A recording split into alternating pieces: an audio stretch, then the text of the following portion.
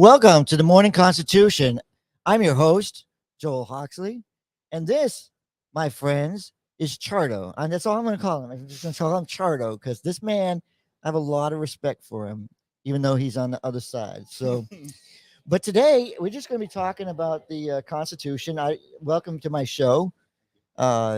You'd introduce yourself. I mean, people need to know who you are. I mean, you might actually run again or something.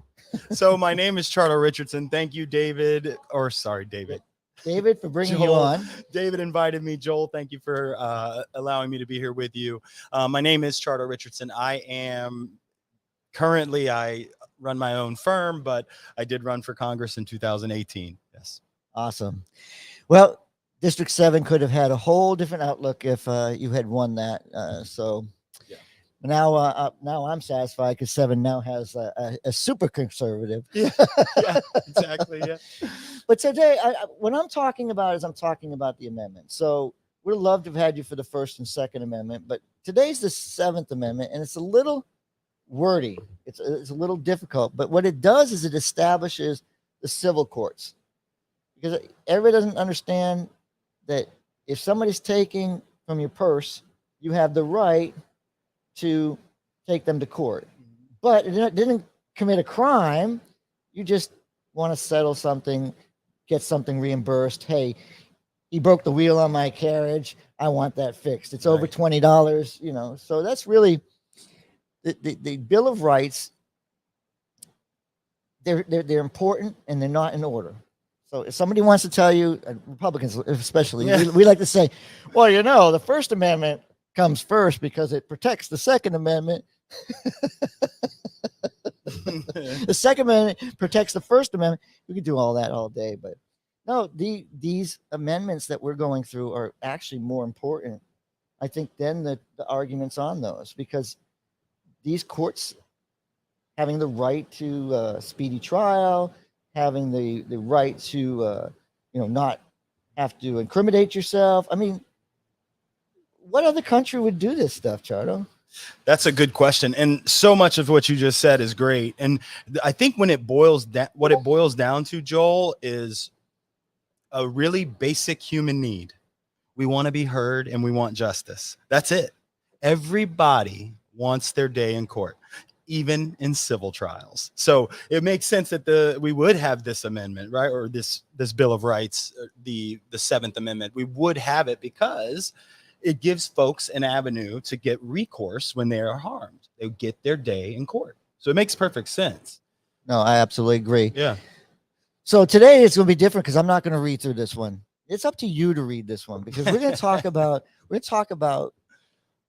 the Seventh Amendment is simple. Anything over $20, you have the right to bring somebody to trial. You can have a jury trial, all the same rights that we've been talking about. So in a nutshell, that is the amendment. So what about civil trials? Let's talk about, you have a little knowledge in the law area. So what's the difference between a criminal trial and a civil trial? That's a really good question. The difference between a criminal trial and a civil trial, of course, is who is the complainant, if you will, who's the plaintiff, right? In a criminal trial, it's usually the state trying to ask for some sort of restitution, if you will, or someone be answering for a injustice or a harm to society. So that's usually the state. It can be county, it could be anything, right? When you talk about civil trials, you're looking more at individuals, entities. It's more so looking at whether or not there's a harm and should you be compensated for that harm in some way, right?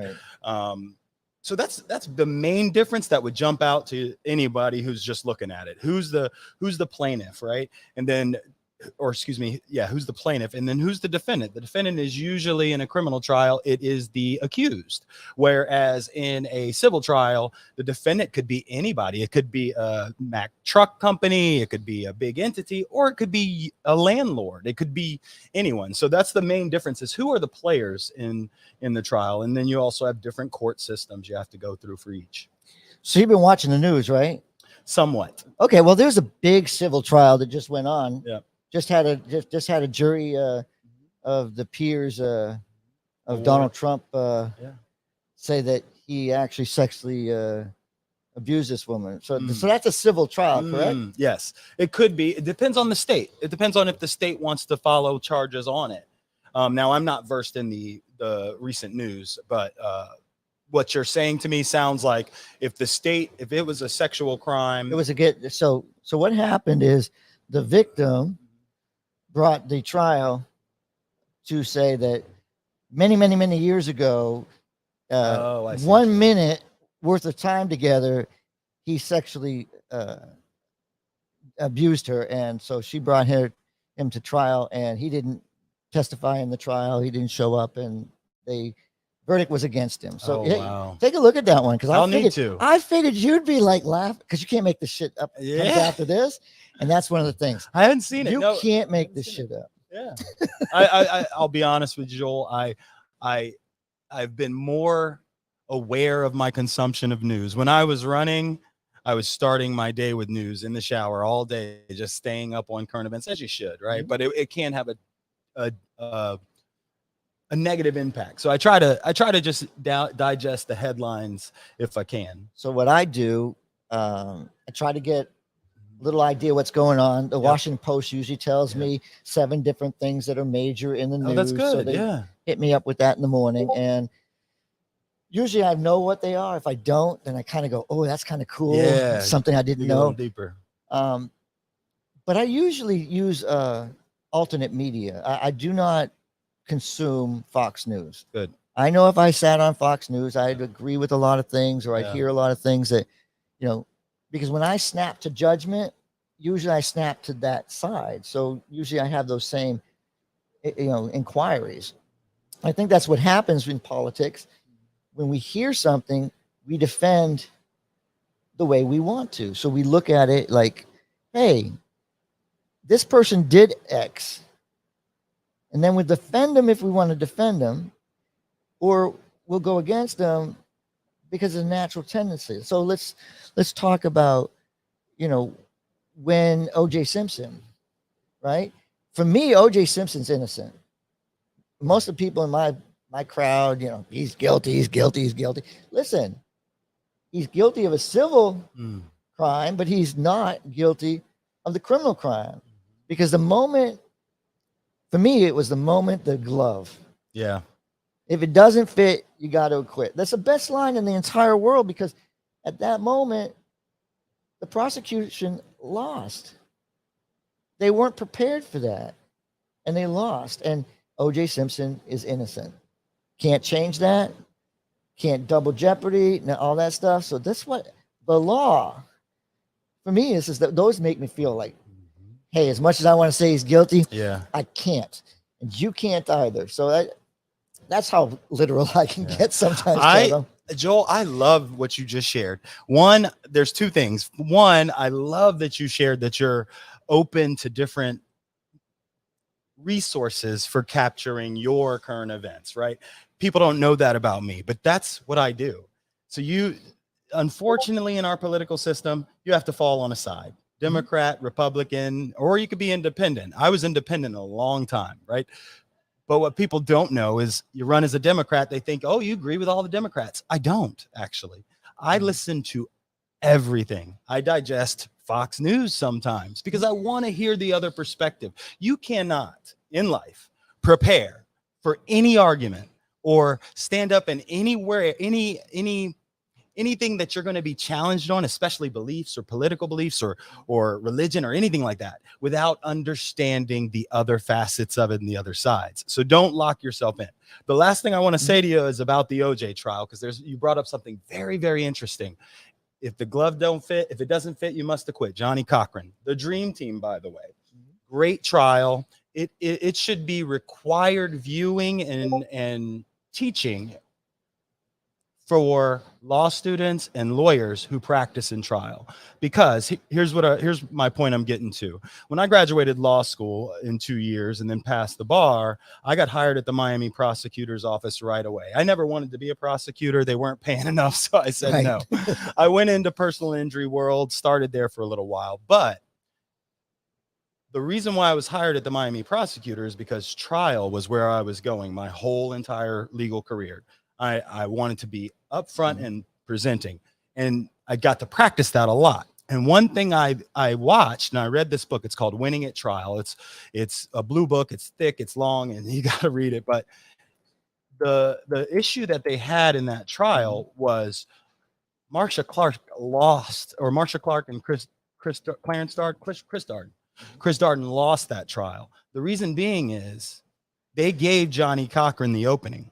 You never, ever, ever, ever allow a witness to come off the stand, do anything that you don't have complete control over. Exactly. So when they gave OJ those gloves that were wet and drying out, and they let him put them on, oh, he hammed it up. Go back and watch it on YouTube. Oh, yeah. He hammed it up. And what a gold mine for the defense. Now, the victims, did it help their case? Did it help the criminal murder trial that the prosecution was going with? No, but it was a very interesting moment. And you're right. That was a great line. When it comes to trial, I can't watch these LA Law and all this stuff. Yeah, you can't. Like you can get everything done in an hour. Like that doesn't happen. No. So, I mean, like the slow chase and all the stuff that people talk about, but the fact is, again, as much as I might believe in my heart that he's guilty, I can never say that because the courts have determined, because the prosecutor lost it, right? And the burden, when we were talking about the last two, the burden of proof, that one thing that our government puts so much pressure on the prosecutor for is that burden of proof. You have to do a lot, and you don't just get to keep it. You got to share it. Yeah. You got to share everything. The Constitution says you have to share everything. Yeah. And so those little tricks to try to put something in, and they see the judge turn red and call everybody up to the stand, and goes, really? Yeah. This just came out. You just found this underneath your desk where you had your foot every day. Yeah, it's always interesting. Yeah. So I appreciate you coming on my show, and my pleasure. You have to read the 7th Amendment. I'm not going to read it to you today. This one is on because I have a guest. I wanted to get right into it, but civil trials, O.J. Simpson, watch it. Another good civil trial to a good criminal trial to watch. Is the civil trial. I mean, with O.J. Simpson, is criminal. His you got to watch. You also have to watch his civil trial because if you watch his civil trial, you'll see the difference between the two. Now, criminal trials, we all get a lot of hype on them because we have a local one that lasted forever, and that the young lady is now innocent, and her child Casey. The Casey Anthony trial, that was a devastating blow to the prosecutor. He's now a judge, though. Yeah. I mean, he didn't totally kick his ass. Yeah. But I thank you for coming on the show. Thank you, Joel. And I can't wait for You Can't Make This Shit Up, because that's going to be a great conversation with Chardo and myself. Because David is on his way to Chicago. Thank you, David, for everything you do. Thank you, David. And Chardo, thank you for being here. Joel, thank you.